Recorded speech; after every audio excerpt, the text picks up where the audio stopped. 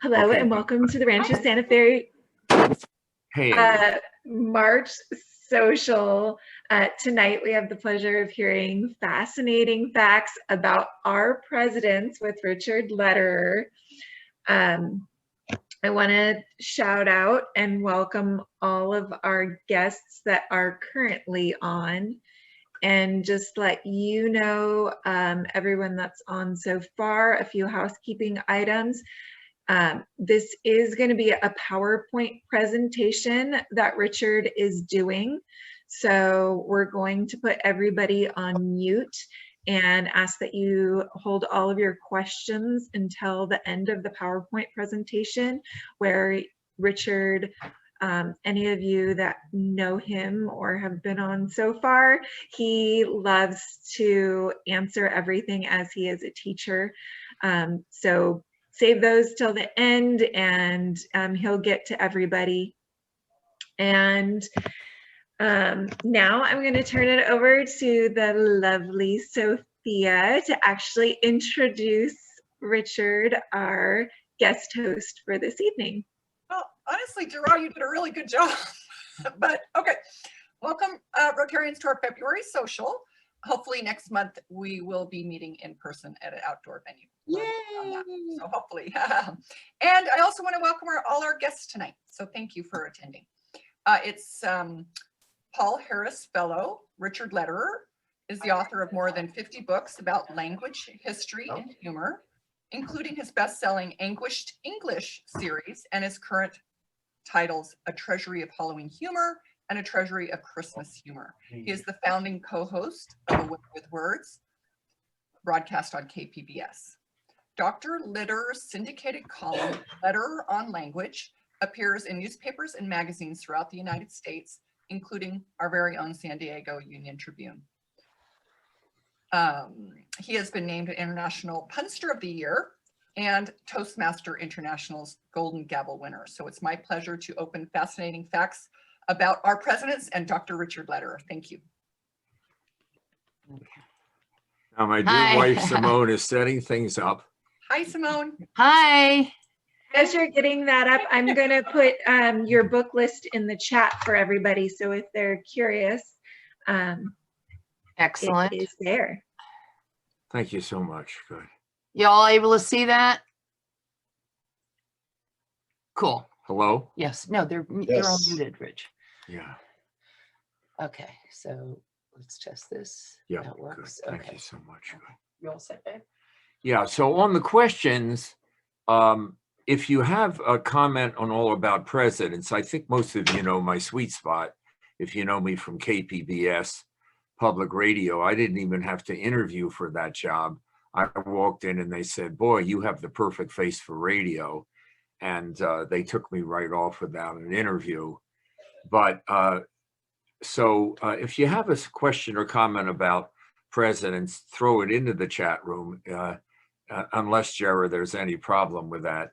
And, you know, I'll try to look at that and maybe comment. Let me just swig a little. That sounds fantastic.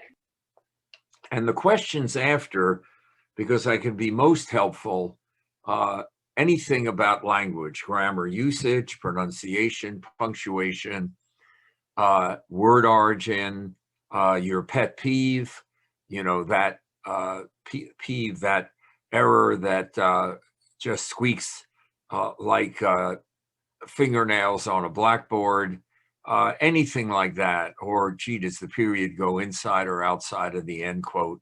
I'm especially equipped to do all of that. And I'm just going to start, just because this happens to be at the top, but for your friends up in Del Mar, am I right? Are they south of you or north? I'm a little spatially dyslexic. They sponsored my holiday books, and I was able, as a result, to contribute quite a bit to them. So if at any point you want to do your holiday shopping, these are $13, and the bulk of it goes back to your club. So it's absolutely win-win, and I don't mean like Amy, although I'm sure she's a winner, but a Halloween, Christmas, and just to maybe lift your spirits a little bit, I am going to be 83 very soon. And the artist, and you see his work here, he's 92. And he's contributed 50 plus illustrations to each book. So something to look forward to at a time when a 43-year-old quarterback has just won a Super Bowl, coached by a 68-year-old coach. This is the Tampa Bay Buccaneers. And a 33-year-old has just won his 9th Australian Open in tennis. And rather interestingly, Joe Biden has entered office older than Ronald Reagan was when he left office. So give you a lot of hope. So now on to the show. So what I'm going to do is try to share some fascinating facts about our presidents. And I'm going to ask you questions in the form of bar bets. You will win these bar bets 85% of the time. And what I would suggest is you take that money that you've won and you donate it to one of the causes of your wonderful Rotary Club. And I stand ready to be helpful to you anytime for your club, service above self. So we live in a nation in which anybody can become president. And I love to live in a nation like that. And by the way, as you're going to find out very soon, this is completely nonpartisan. You will have no idea where I am on the political spectrum because this would not be an ethical platform. But for example, Jefferson was our 3rd president. Nixon is our only California native and just up the road, especially from you in San Clemente. Our only president to have lost the presidential election and then come back and win one, and in fact win 2. Our only president in the 20th or 21st century. Former President Trump is talking about running, and he would be the 2nd if he succeeds. And then, of course, Franklin Roosevelt's successor, Truman, right there. You see the arrow. It acts as a cursor. And my point is that any Tom, Dick, and Harry can become president of the United States.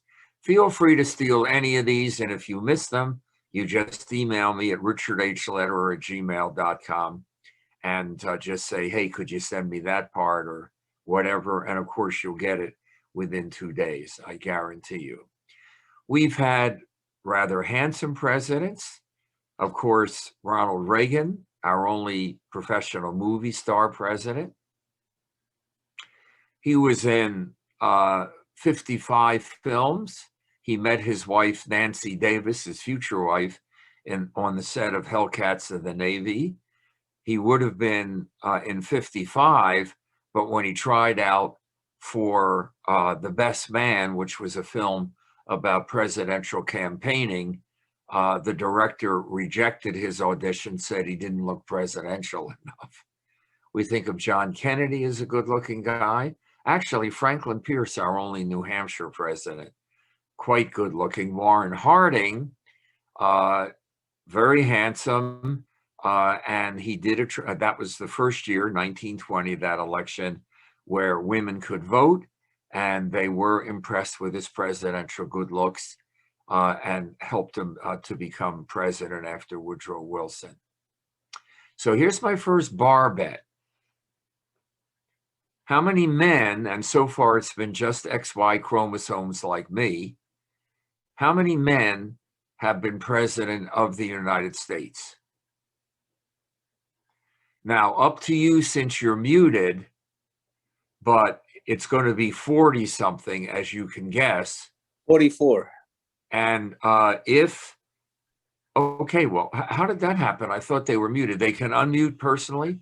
Is that right, Jared? That's fine with me. I'm just asking. Yes, and I would Okay. say 41. Okay, 44, 41. Or All right, 40. anybody else want to unmute and take a chance? 45. Thank you, 45. Less than that. 'Cause there's 44. been twice. 46. Okay, so you see we're in the 40s area. So here's the answer.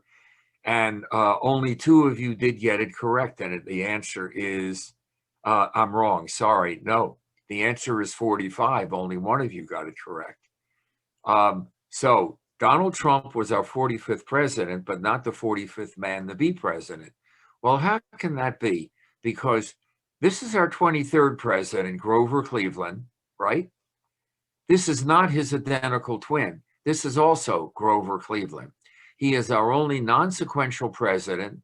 He was elected our 22nd president, ran against Benjamin Harrison, the grandson of this fellow here, William Henry Harrison, the only grandfather-grandson relationship among presidents.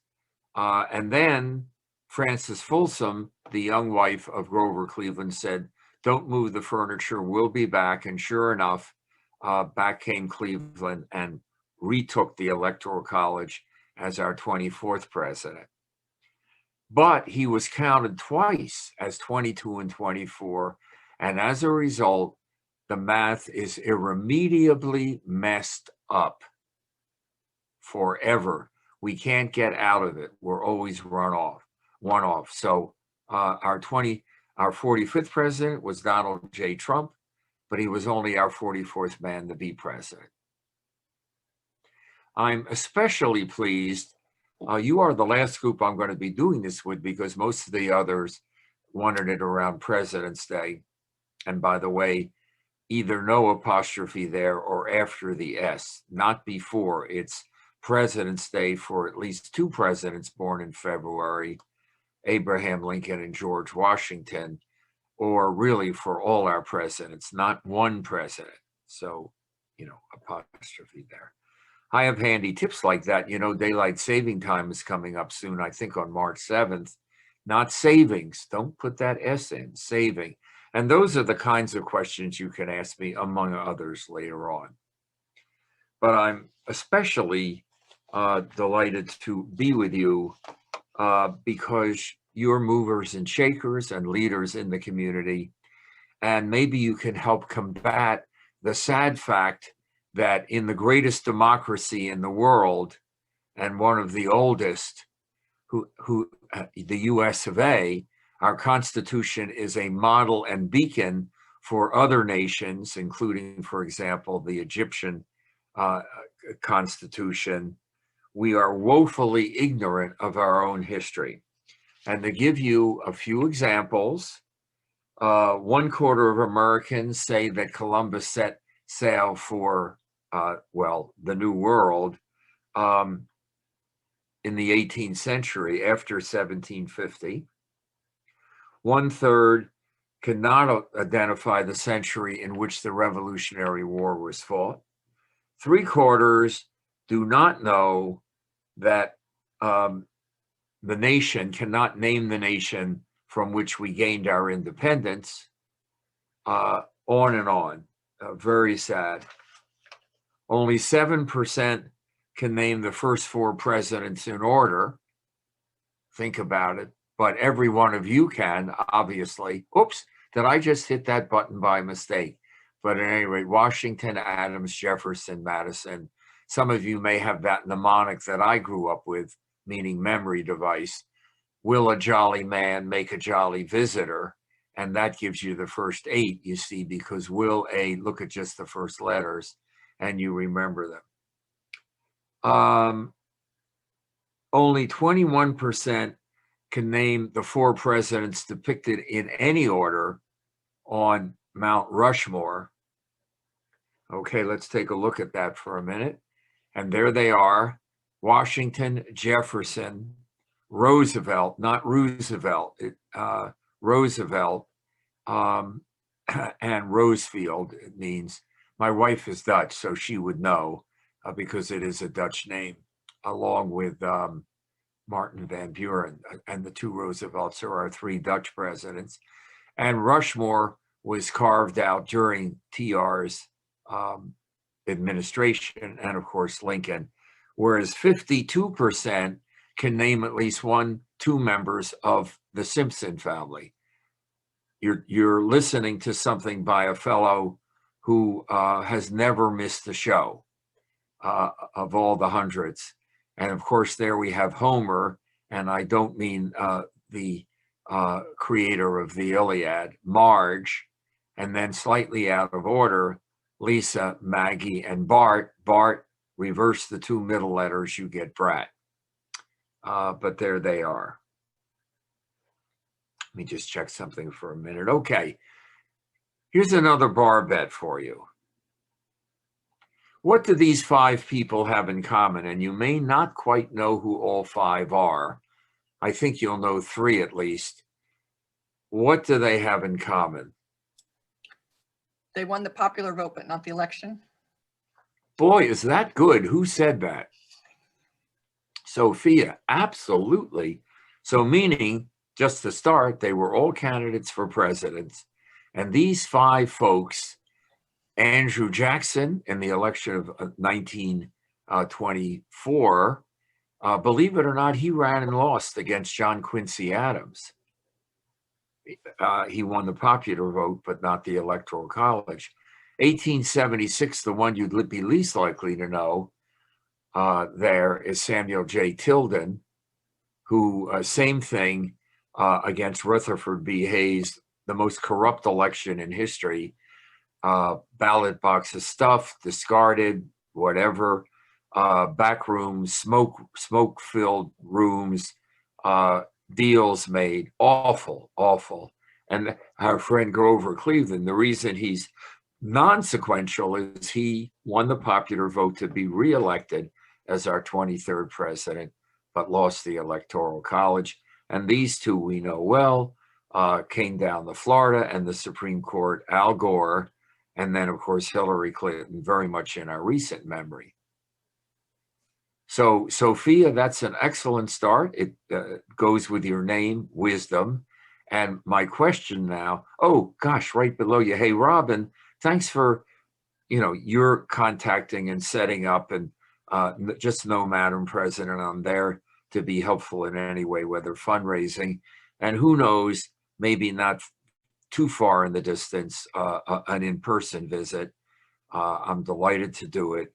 And I'm in Scripps Ranch. And by the way, I've had my first shot, and the second one's coming up for me. I think it's March 2nd. So I'm moving along that way, Robin. But what else do they have in common besides, as Sophia said, they ran for president and won the popular vote, but lost the Electoral College. And you will win this bar bet most of the time. Okay, I don't blame you for the silence. Are you ready? All Democrats. It has never happened once to a Republican. I'm not making a political statement. I'm just telling you that's history. Get a little water, and of course my Uncle Sam hat is falling apart, but I think I'll get through here okay. Okay, what 2 presidents died on the same day? Now, many people will get that, but here's another. See if you can get one or the other. What day was it? And believe me, this is not an unfair question. What year was it? 2 presidents of the US of A who died on the same day in the same year, and both the day and the year are rather significant in American history. I know the answer. Am I hogging it? No. Who is that? Judy.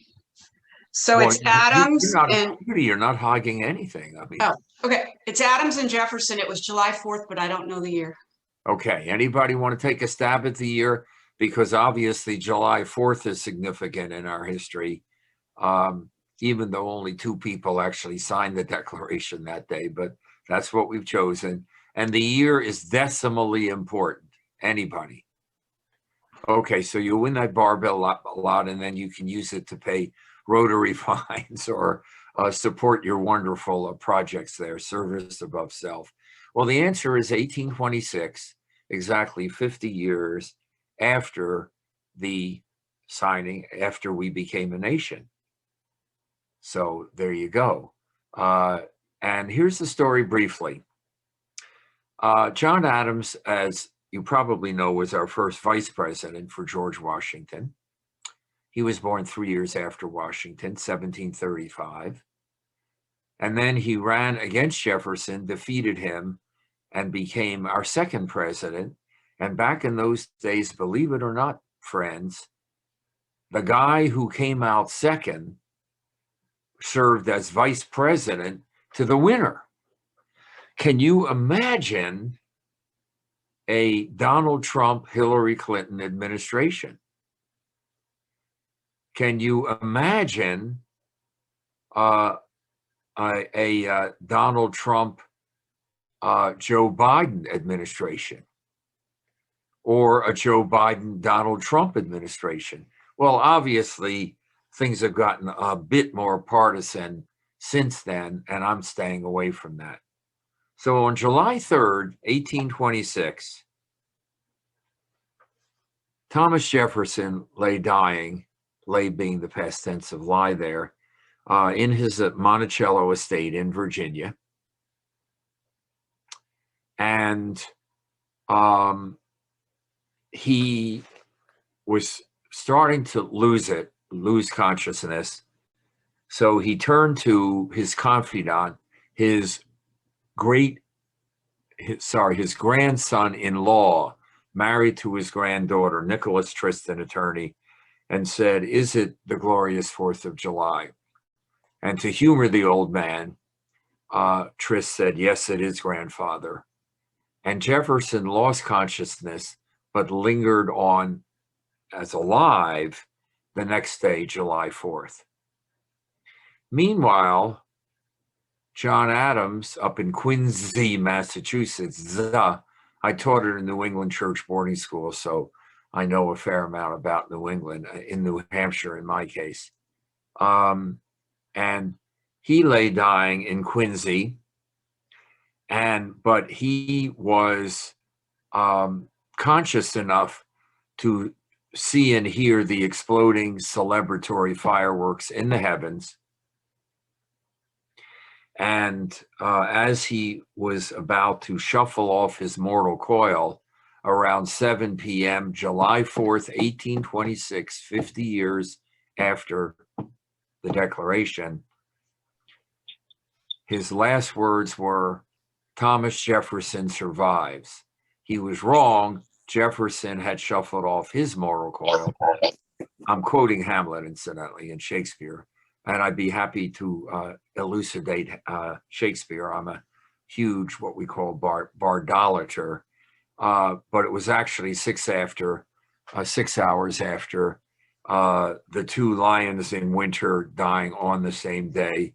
But John Adams, 90 years and 8 months, a man born in 1735, was the one who did live longer, and did have the longer life, 90 years and 8 months. And I'll get back to that at some point. I'm sorry, was there a question? Leave tomorrow. What? Something about tomorrow, I missed that. Okay. So here we go. So that's the story. And of course, this is all in my book called Presidential Trivia. And I'll just be delighted to, send you any part of that. If you want, gee, I'm interested in this kind of stuff, I'll be happy to. As I say, this is probably the last time I'm going to do this until we have another 4 years from now and we return to electile dysfunction. I'm going to be a little humorous now, but understand that if I were to be very funny, it would start to get partisan, and I'm not going to do that. So this is not as funny as the last one I did on language and laughter. Politics, how magnanimous of you to have me here for this social night. I think it's great, togetherness, and magna large anima spirit. As you can see from the questions and the answers, You are a extremely perspicacious group, peri through, spec to see or to see into, hence you see into the heart of the matter. And it's the same with the word politics. Now you're welcome to unmute for this. What does poly mean to you? Anybody want to try? Many. Many. As in polytheism, belief in many gods, polyglot, skill in many languages, polygamy, marriage to many spouses, and so on. So poly means many, and ticks are blood-sucking parasites. And as a result, that's how you get politics. Hey, what's the difference between a centaur and a senator? That first word is spelled C-E-N-T-A-U-R. And I suspect with this learned group that many of you know your Greek mythology. Zeus, Hera, and the gang up on Olympus. So anybody know the difference between a centaur and a senator? Man. Half horse, half man. Head of a horse. Not bad. Very good. That's good. Good try. Horsing around. Yeah. I'll maintain my equanimity there. Well, it's fun because it's only one syllable difference when you hear it. Centaur, senator. You're throwing a in the middle of schwa. Well, the answer is, and I bet you a lot of you know, a centaur indeed has the upper half a man and the lower half is equine, a horse. So the difference between a centaur and a senator is that one is half man and half horse's ass, and the other is a creature in mythology. Yeah. Good. Okay. Now, here we go with some more bar bets. Who is the youngest man ever to enter the Oval Office and not to steal a pen, but to become president? Our youngest president starting out. John Kennedy. Okay. Was that Robin, I think, said Yeah. that? Yes. Thank you, Robin. That the mark of a leader, stick your neck out. Anybody else? And you're welcome to agree with her or give me a different name. Bill. Teddy Roosevelt Who was that? Sherry Woods. or Okay. Heather Mannion. They'd have never heard of you. Yeah, you're not a Rotary. Okay. Teddy Anybody Roosevelt. else? All right. So I'm getting TR, Theodore Roosevelt, and I'm getting John F. Kennedy. How about any of the other? You want to take a chance. You lose all the points in life, you don't play. And what do you have to risk except your reputation and self-esteem in the Rotary Club of Rancho Santa Fe? Come on now.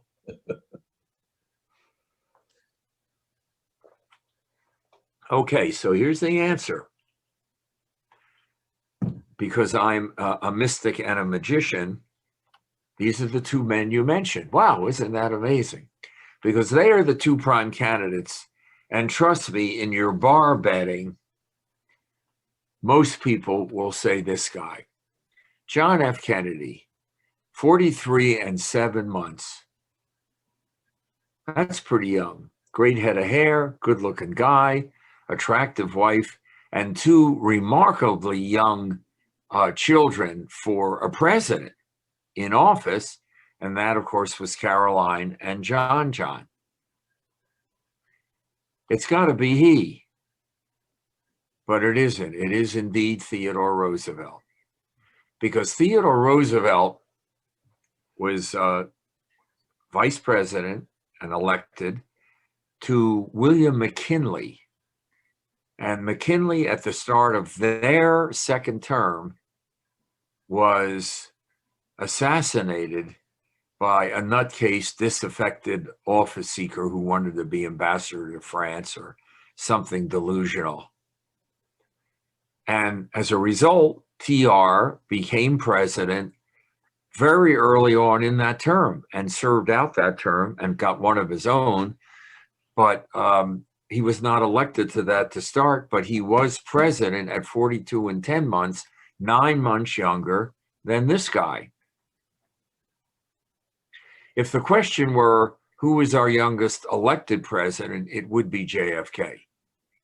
Interesting with these two, TR, JFK, TR was the first president to go by his initials.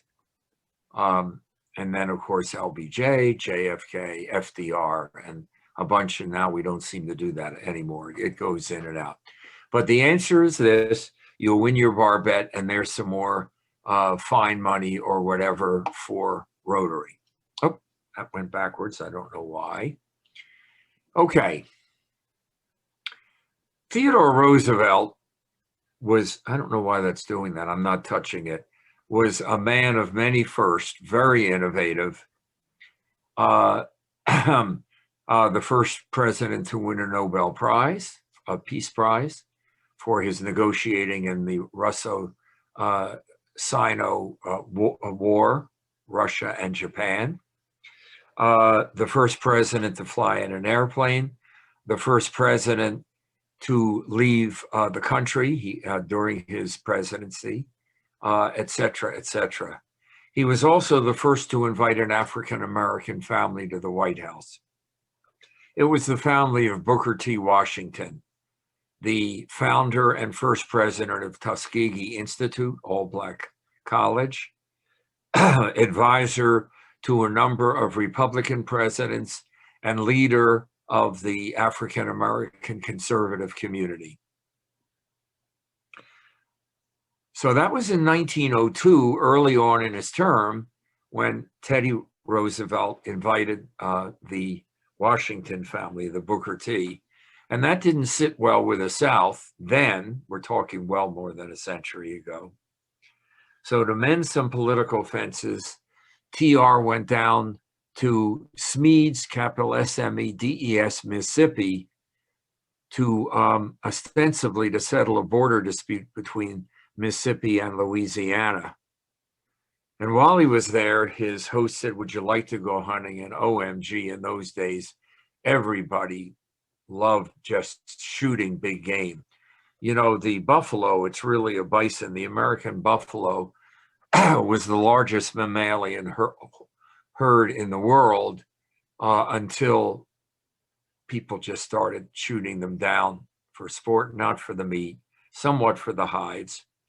And at any rate, so Theodore said yes. He went out to the field.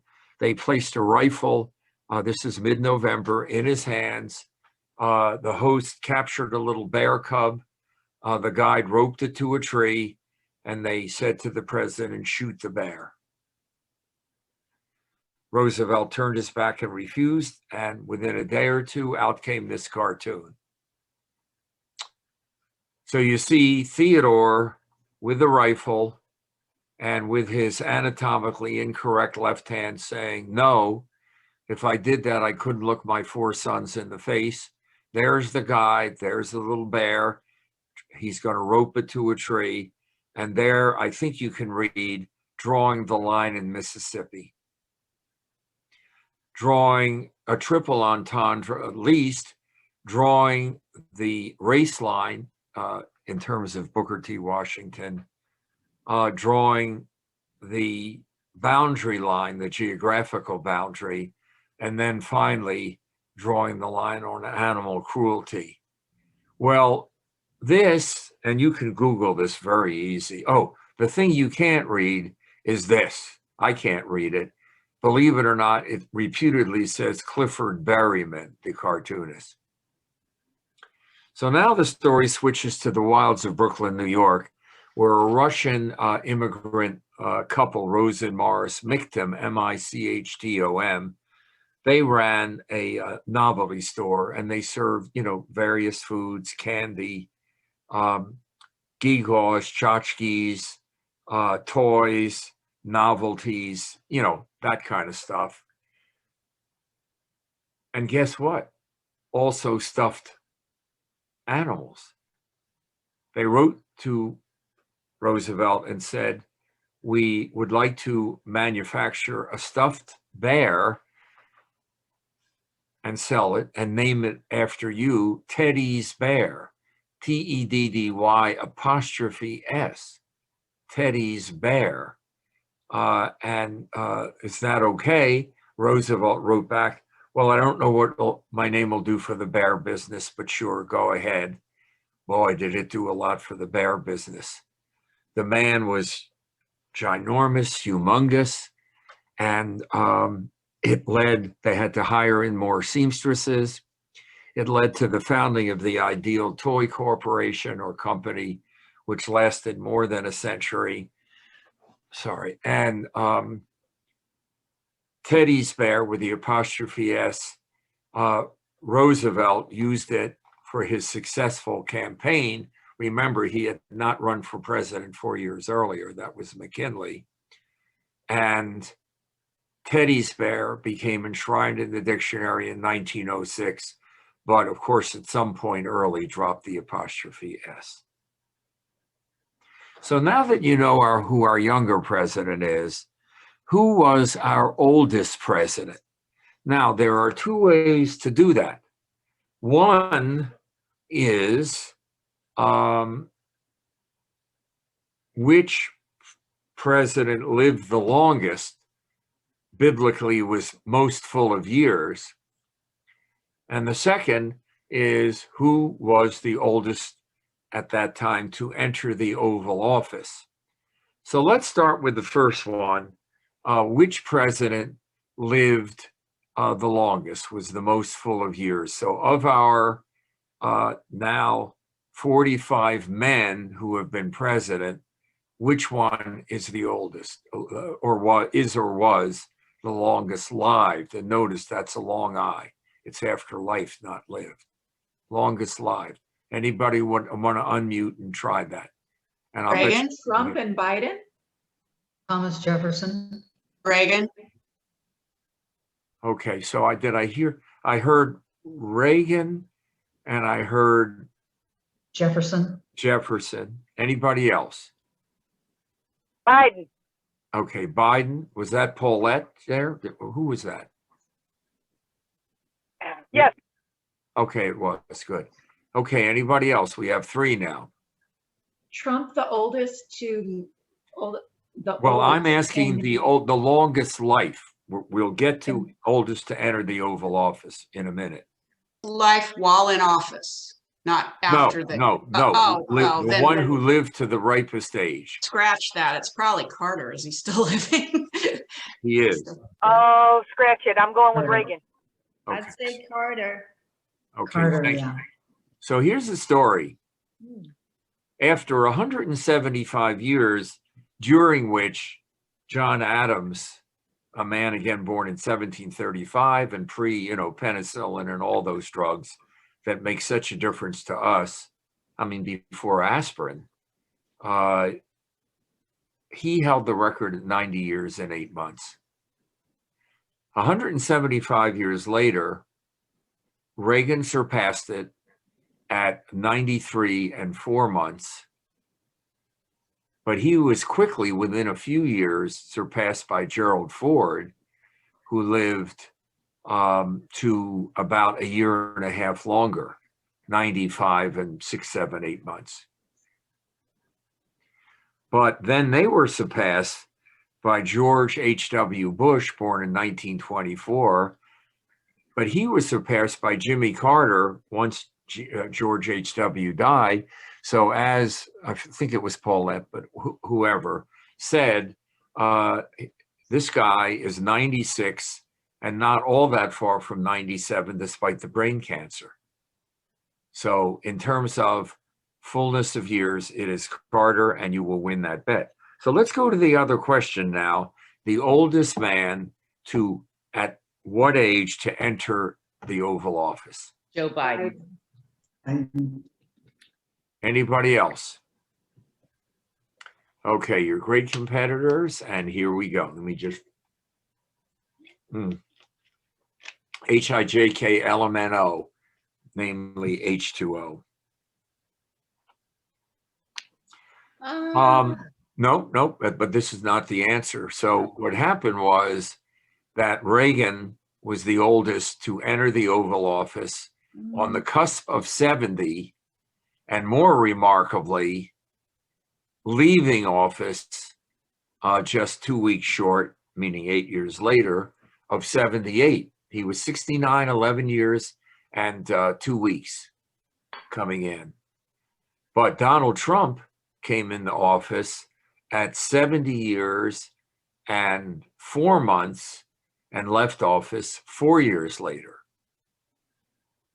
And he has been succeeded by, as was pointed out, Joe Biden, who entered office at exactly 78 years and 2 months, because he was born on November 20th, so it was exactly that.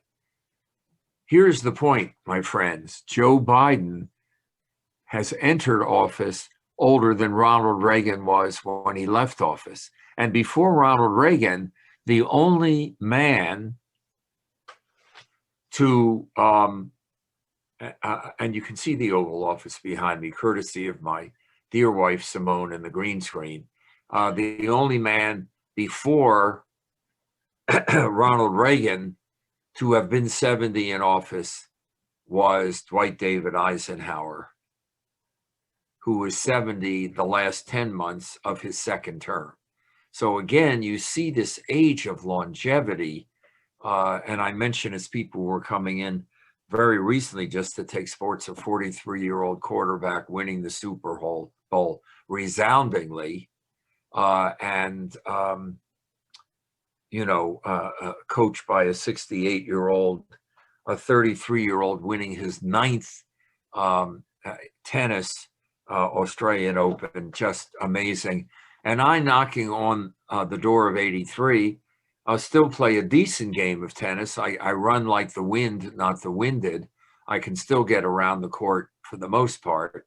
And it's just the age we live in. All these extra years, and boy, in many cases, not all, they're really good years. So there you go. Okay, now I'm going to move toward an end with just some basic facts. And I'll just give you a little bar bet quiz. The first one will be pretty easy. Our tallest president in our history. Anybody want to give that a try? Lincoln. My wife says Abraham Lincoln. Well, your So does wife Brett. is correct. Woohoo, good job, Brett. I'll show you that in the middle. This is Much her. harder is our shortest president, our most compact president. That is harder. Who's the shortest? It's either Truman or. Truman? Who's Yeah, Roosevelt yeah, Jackson who's in a wheelchair? Okay, you'll win the bet. I'll show you soon. And who was our fattest president? Who was the Cleveland. I know, there's a ton Who was of on them. the wheelchair? Cleveland was second in Sure. Eisenhower. No. Harding, Grover Cleveland. Second. Cleveland was second fattest. Harding, Oh, yeah, Harding or Buchanan. Interesting. They're two of our worst presidents, at least by the polls, not to get political. So here they are. You can get political, it's okay. No, it isn't. Okay. Well, I'll put it this way. If we're staying after and we have agreement on that, I'm certainly willing to, but I'm not going to do it with all of you folks here. And I think the count that Jara gave me was there are 147 people right now tuning in. Just kidding. And We are Jara, politically correct, you can be politically correct. Okay. Jara, it just takes one, believe me, and then you'll never see me again. Hey, Jara, have you told folks that this is going to be recorded? I have not told people that this is going Okay. to be recorded, but But- they know that we record most of our stuff. so- Okay, good. So the point about that is that if you feel there's some value in this and somebody missed it who shouldn't, just let them know. And I take it you do send a link out to your constituency, Jara, Robin, whomever, that because I'd love, even more people beyond the 147 to be able to hear this. So there we go. with Abraham Lincoln, the cartoon, 6'4" at a time when the average Civil War soldier was 5'6". We've had a number of 5'6" presidents, Martin Van Buren, Benjamin Harrison, and so on, but 5'4". Oh, I'm sorry, sticking with Lincoln for a minute. Boy, could they write back in those days, kind of mid-ish 19th century. A reporter for the New York Herald described Abraham Lincoln thusly: Lincoln is the leanest, lankiest, most ungainly mass of legs, arms, and hatchet face ever strung upon a single frame. He has most unwarrantedly abused the privilege which all politicians have of being ugly. When a grouchy Democrat, and Lincoln was our first elected Republican candidate as president, accused him of being two-faced, he said, "If I had two faces, do you think this would be the one that I'd be showing to the world?" The shortest is James Madison, 5'4", and Washington Irving, a contemporary and perhaps the first truly professional, meaning make a living at it, writer in America, called him nothing but a withered little apple John. But he did manage to snag and marry Dolly Madison, who was just the social beacon for decades in Washington, D.C. And she wore exotic clothing, donned turbans, wrapped swags around her neck, and was just a charmer. And also, by the way, in the War of 1812, when the city was burned by the Brits, rescued the Gilbert Stuart George Washington portrait, and that is the only surviving remnant of the original White House, thanks to the Brits in the War of 1812.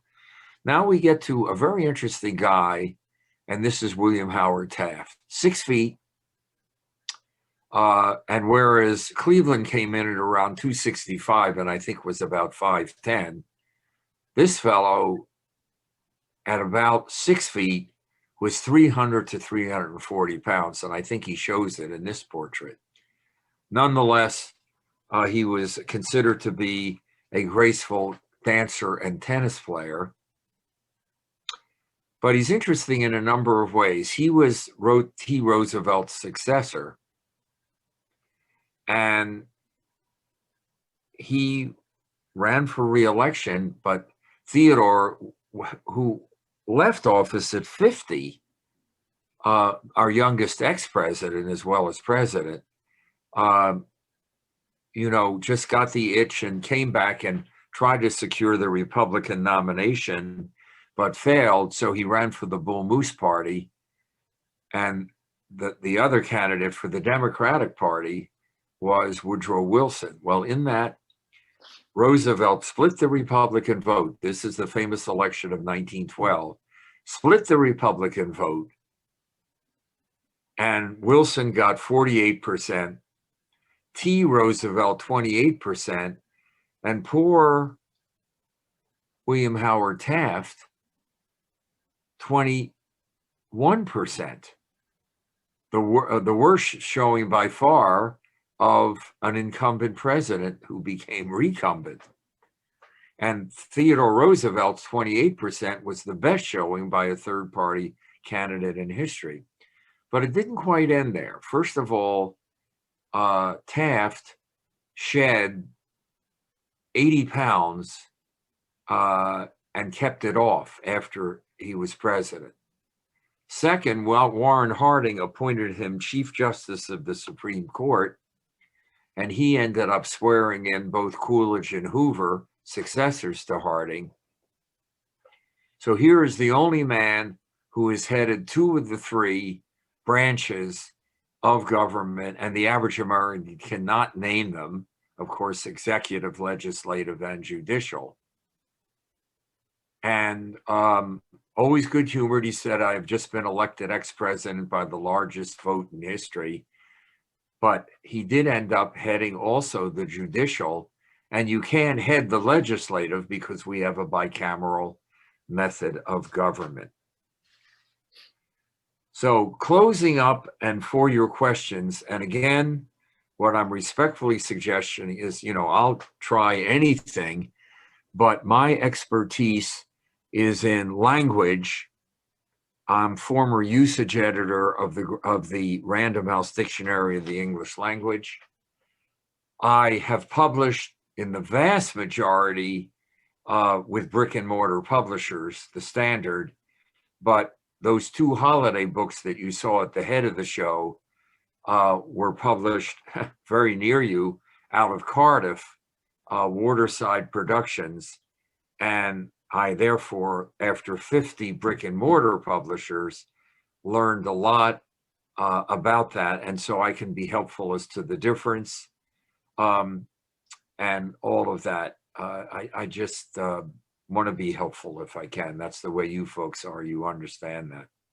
I'm also, incidentally, for well more than a decade, very active with your Rancho Santa Fe Senior Center there, right, near the, what is it, that lovely hotel there? What's it called? Right in the, again? The Inn. Yeah, the Inn, right. Just I haven't been up there for so long given the pestilence. So just a couple of others, and then I will close up this part and then take questions, and I can come back to this, whatever you want. You tell me, I'm yours. I talked about our oldest president, both Jimmy Carter, the longest live president, and the oldest to enter office. So speaking of age, would anybody here, you're welcome to unmute yourself. And notice, did you ever use the word unmute before last year? I doubt it. I mean, even if you were a horn player, you could mute it. But when you took it off, that was not unmuting. That was opening back the horn.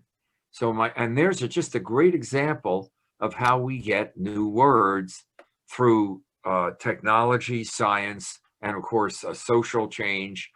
And 2 of my favorites from last year to do with COVID, obviously COVID-19 was new, and it's just all too familiar with us now as we're really coming up on essentially a year of our lives changing.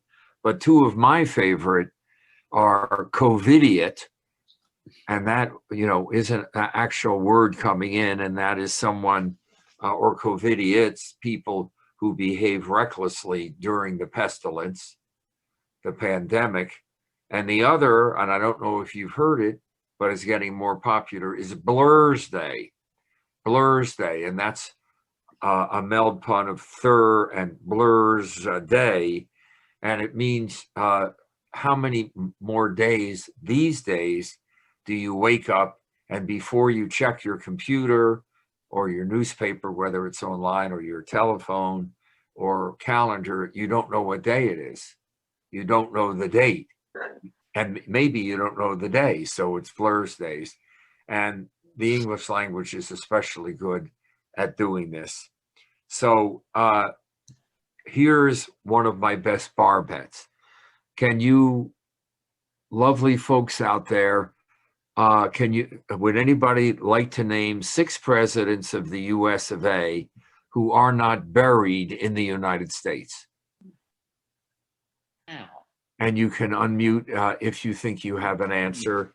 And I assure you, when somebody, and that may be me, gives the answer, you will say, yep, you're right, there are 6. I love it. Anybody? Yay! Okay, you ready? Boy, this is going to get a lot of money for Rotary. The answer is, or the answers are, Jimmy Carter, Bill Clinton, George W. Bush, Barack Obama, Donald Trump, and Joe Biden. Now, would everybody agree that they qualify as presidents of the United States?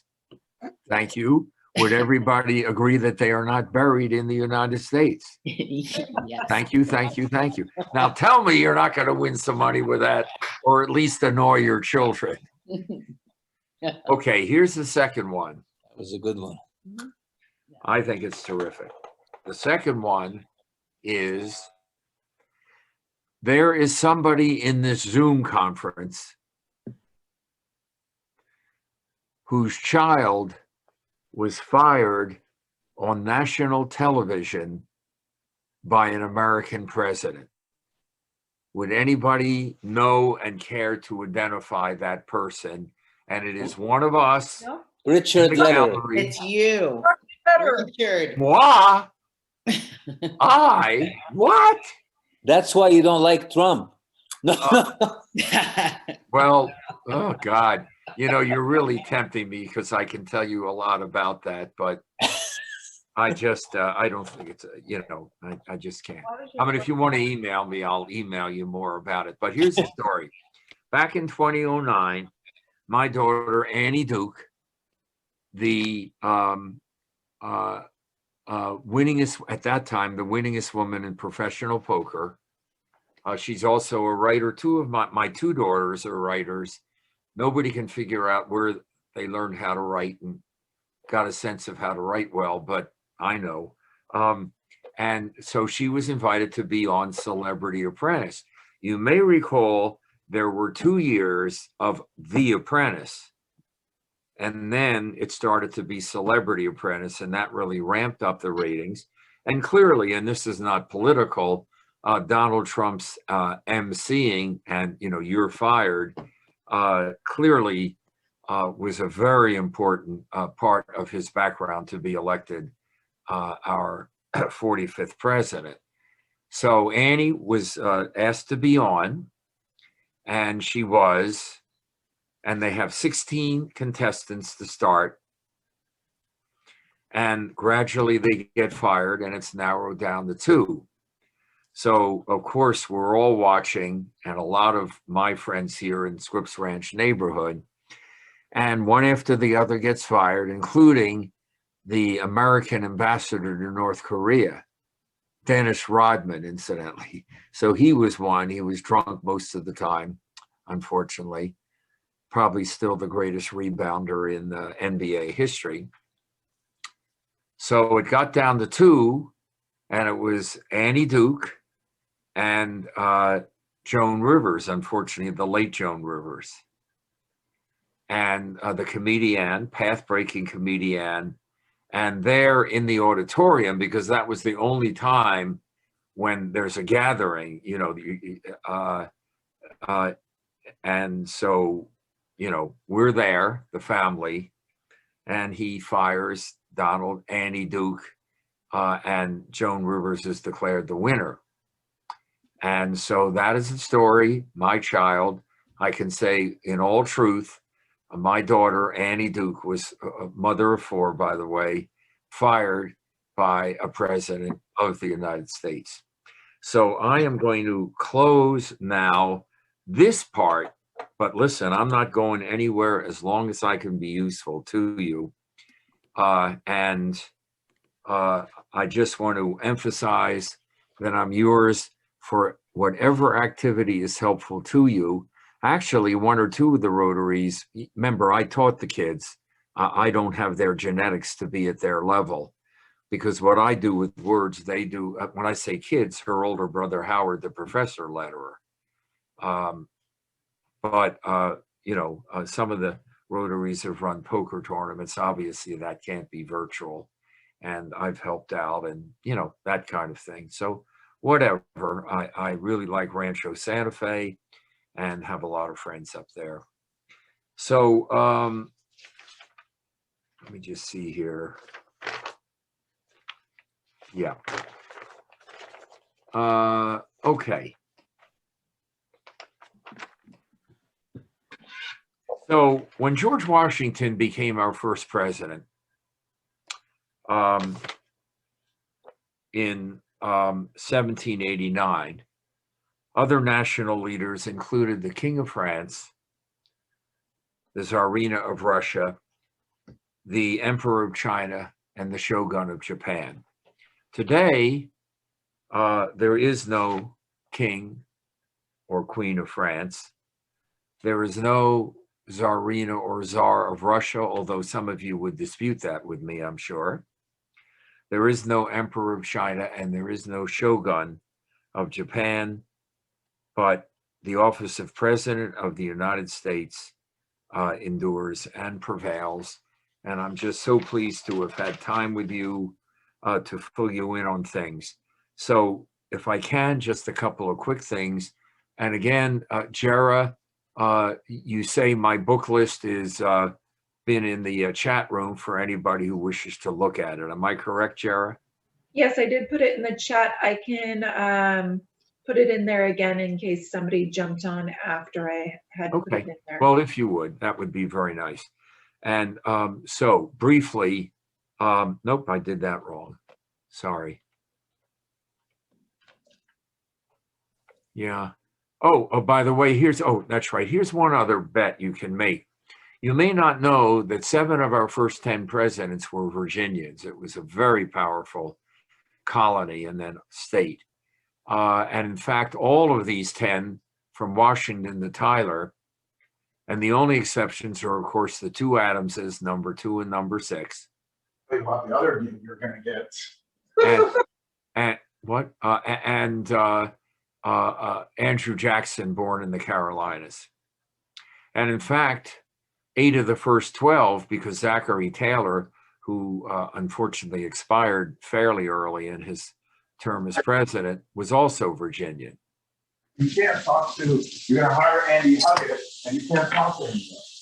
I can't understand the question. I'm sorry. I'm just here. I can't understand that. Sorry. But we're going to be unmuted soon. Now, here's an interesting question. Look at these 3 right there.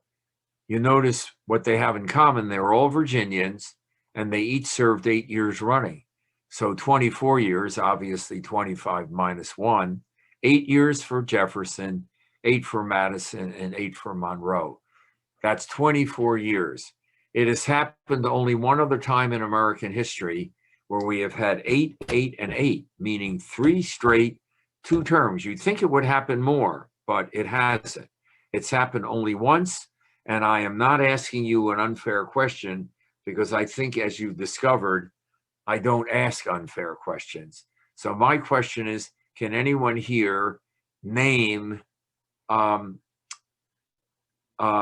3 presidents who served consecutively 8, meaning 2 terms, of course, 8 and 8, or 2, 2, and 2 terms? Anybody want to identify those folks? Okay, well then another bar bet to be won. And you're welcome to unmute. I don't know, Jared, whether it's you, Jared, if it's you who do that or they unmute if they wish. It's up to you, but you can unmute, folks. So here's the answer. Oops, sorry. So here's the answer. It's our presidents. Clinton, 8 years, obviously, do the math. Bush, 8 years. Obama, 8 years.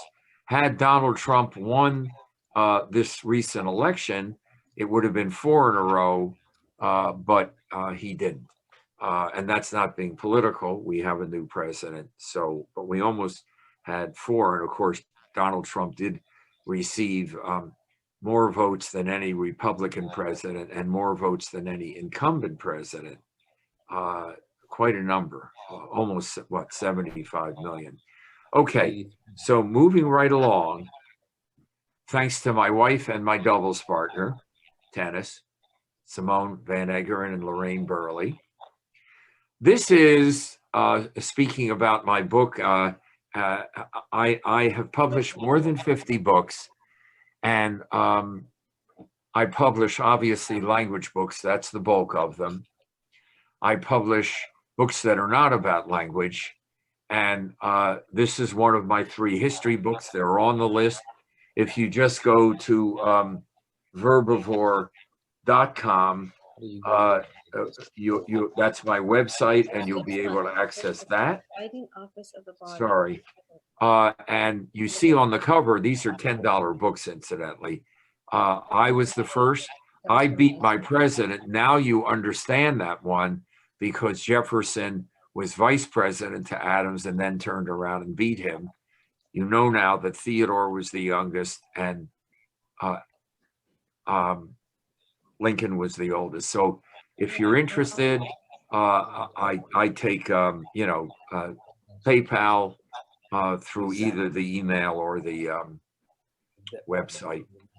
Again, think about it because it's not as far away as you think. These are $13 books. And if we make an arrangement, the bulk of that will go back to your club. I take care of all the mailing and so on. And they are not children's books. They're for about 12 years old and above. And again, it's learning dressed up to have fun, all sorts of facts about the holidays, a lot of laughter, and of course, squeaky clean. There, if you need it, that's my email address. Note the H in Richard H. Lederer, and the website is Verbivore. Carnivores consume meat. Herbivores aspirate the H, plants and vegetables. And verbivores, of course, eat words, sometimes their own. So what I'd like to do now, and Jera, if you can help me out, is go off of this and get back to gallery. Now, do I go stop share? Will that do it, Jera? Yeah, stop share. That'll do it. Okay. So here we are back together and without the big screen. And I am yours. There's no such, the only stupid question is the one that, oh, gee, I should have asked that, but you didn't. So feel free to ask anything. There are no stupid questions. And if I can be of help in any area, please do let me know. Richard, what university did most of our presidents come from? Is there Harvard. Harvard? Yale second. And they're mostly, very few west of the Mississippi. I think that was Robin asking. God, love that first and last name. My most recent book before the holiday books is Names, called The Joy of Names, and I'm just really into that. So yes, it would be that. Sometimes law school, as with Hillary Clinton at Harvard Law. And I am actually one also. I didn't finish, but I was accepted to Harvard Law School in the class of 62, the year before Janet Reno, the AG for Bill Clinton. I found I was reading the case books for their literary value. And finally I said, you're an idiot. Language is your thing. Do what you were put on this planet for. And if I seem like a fairly spry 83-year-old, it's because long ago I blew up the distance between who I am and what I do. And this is what I do. The Union Tribune, and then before that, the radio. I write for a lot of magazines. Believe it or not, I just sent a piece off to the Saturday Evening Post. It still exists, except rather than being every week, as the title would indicate, it's now every other month, but it's still there, and they still use a lot of the Norman Rockwell stuff. I think I'm going to do this because I'm looking a little ratty there, and I'll pull out my comb. So that is the answer. Thank you. More questions, please. Yeah, Richard, this is Liam. Did any president not go to college? Yes, quite a number in the 19th century, but only one in the 20th century, and that is Harry S. Truman. He was the only non-college 20th century president. So far I'm getting lucky because, again, presidents are a sideline, but sure, if you want to, but if you have other questions, especially language, I'm your guy. But hey, everything's fine so far. Any questions about poker, I can do those too, especially Texas Hold'em. Questions? Dr. Lederer, I have a doctorate in linguistics, the scientific study of language. So what is it? Which is correct? 9 and 7 is 15, or 9 and 7 are 15? Are. Well, the answer is it's 16, but a good try. Remember, this is Rich, the trickster letterer. You are tricky. And incidentally, is or are, most of us would say are, but there could be the hidden, what they call a syntagma. The sum of 9 and 7 is, so either would be correct. R is a little bit more common to answer the question. Where else can I be of help to you? Any questions about writing, how you get into it? How's your memoir going? Your kids don't give a fig, but the grandkids do. What are the options? How do you get published? What about the Harvard comma, as it's called? Do you put that comma before the and in, stop, look, and listen, or the flag is red, white, and blue? I'm your guy. Well, As you could may you know- answer that one? I'm sorry, what was that, Robin? Could you answer that one? Which one was that? The The comma? and, the comma and the Yeah. and, that's always a question. Absolutely my pleasure. And may I be very clear that if, when this is over,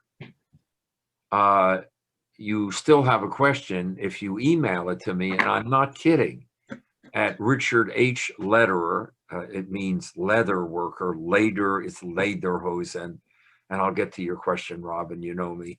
And the ER means one who, so one who,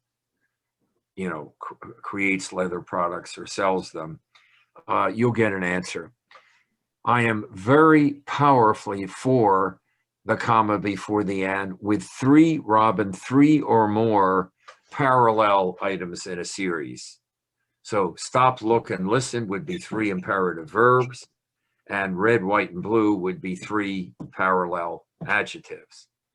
For 2 very important reasons. 1, cadence. Why does punctuation exist? It exists to mirror the cadence of the spoken word. We don't say the flag is red, white, and blue. We say the flag is red, white, and blue. It's called level cadence. Stop, look, and listen, not stop, look, and listen. We don't do that. So the comma is there to reflect that cadence. Some of you may have been taught, oh no, the and replaces the comma. I have never understood that. Jack and Jill went up the hill. What comma is replaced by and? The second is that without the comma, and I collect these, of course, you can really have an ambiguity of meaning. So to take one example and picture this in your mind's eye, okay? A very famous book dedication to my parents, comma, the Pope and Mother Teresa. Now think how that looks. To my parents, comma, the Pope and Mother Teresa.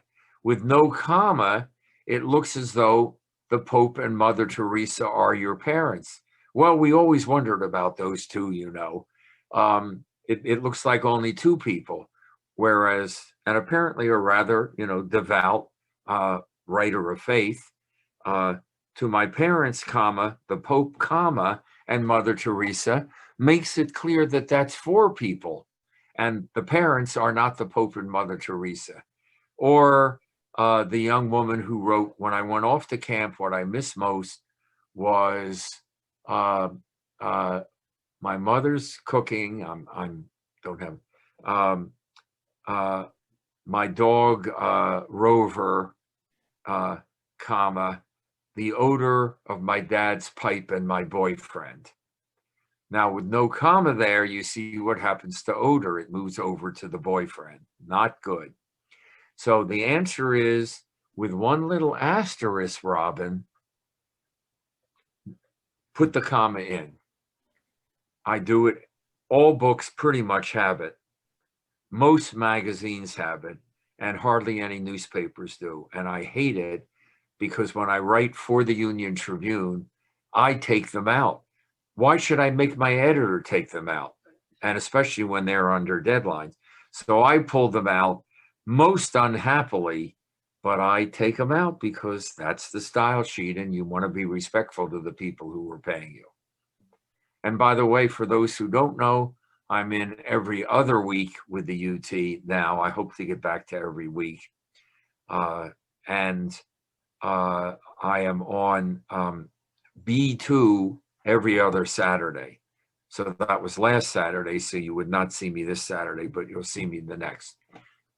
Meaning B2, meaning the second section local, and you turn over one page and I'm at the top. I value you as my readers. So actually last week's column was for the most part on how difficult is it really to learn the English language? And my answer at some length was not as difficult as you would think. The spelling is what gives us the bad rep, but more than 70% of the world's English speakers did not hear this language as babies and grow up speaking it as children. More than 70% are second, third, or fourth language speakers. And then the last, maybe third, maybe a little less than that, was on Amanda Gorman, the young African-American woman, 22 years old, who became the first youth poet laureate at the inauguration and also did a presentation at the Super Bowl. So where can I, or did I answer the question? Yeah, I did answer it, right. Thank you. Yeah, yeah. So anybody else? My pleasure. Anything about your own writing? Liam, did you have another question? I just lowered your hand, but I didn't know if that was from before. Oh, thanks. I forgot to lower my hand. Thanks. I'll raise my hand. Hey, folks. Richard, it's been such a pleasure having you again this month and learning so much about history and especially presidents. So Yes. we just want to thank you so much for your time and teaching us about things we should know but don't know. And now we can all make some money in the next bar visit. Yes. when we feel comfortable donated. at the bars. Yes, that's right. Richard, to be honest with you, I thought you were gonna talk about us, past presidents of the Rancho Santa Fe Rotary Club. Oh, darn. I only know the present and- president. But that was great. Oh, good. All right. I can prepare that for next time. Not. Right. But you, Thank of you so course, a much. volunteer organization. And, you know, back to Paul Harris, very early on in the 20th century. And magnificent work, and a lot of lives changed because of you. I'm very, very grateful. Thank So here's what I'll do, Robin, just for fun. You probably are wondering how many languages I'm fluent in, and I am a polyglot, and I will confess to you, I am fluent in French, Russian, Italian, Thousand Island, vinaigrette, yes, and Andre, I would think there would, at any rate, was It's on the counting. way. But Andy. right, French, Russian, Italian, Thousand Island, vinaigrette, ranch, gorgonzola, green goddess, honey mustard. I'm working on balsamic, even as we speak, and I speak Esperanto like a native. So what I'll just say to all of you, each of you, you're welcome to steal this. And remember, you're welcome to email me with questions or whatever. Not, you know, if I can answer, fine. If I can, I'll tell you. I'm sorry, I don't know that. It doesn't happen a lot, but it can. So at any rate, I speak Esperanto like a native. And as I closed last time with the toast, here's champagne to our real friends. Here's real pain to our sham friends.